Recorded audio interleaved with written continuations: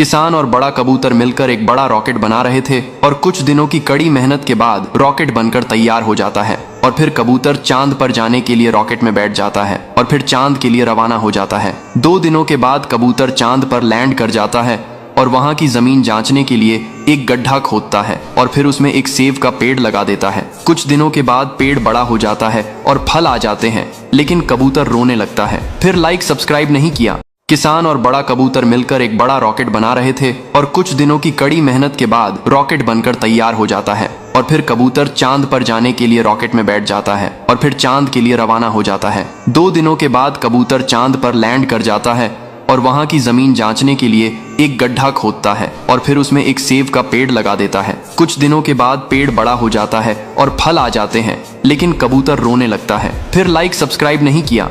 किसान और बड़ा कबूतर मिलकर एक बड़ा रॉकेट बना रहे थे और कुछ दिनों की कड़ी मेहनत के बाद रॉकेट बनकर तैयार हो जाता है और फिर कबूतर चांद पर जाने के लिए रॉकेट में बैठ जाता है और फिर चांद के लिए रवाना हो जाता है। 2 दिनों के बाद कबूतर चांद पर लैंड कर जाता है और वहां की जमीन जांचने के लिए एक गड्ढा खोदता है और फिर उसमें एक सेब का पेड़ लगा देता है। कुछ दिनों के बाद पेड़ बड़ा हो जाता है और फल आ जाते हैं, लेकिन कबूतर रोने लगता है। फिर लाइक सब्सक्राइब नहीं किया।